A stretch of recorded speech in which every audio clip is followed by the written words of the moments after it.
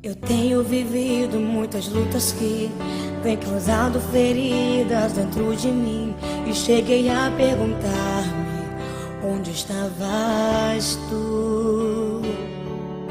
Pensei em parar em meio à aflição, querendo, Senhor, sentir a tua mão, buscando em ti uma direção.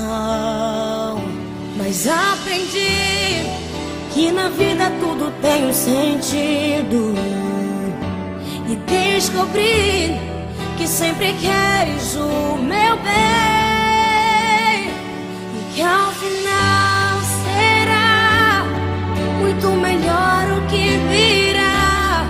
É tudo parte de um propósito, e o teu amor me guardará. Sempre estiveste aqui, tua palavra não falhou e nunca me deixou. Descanso minha confiança em ti.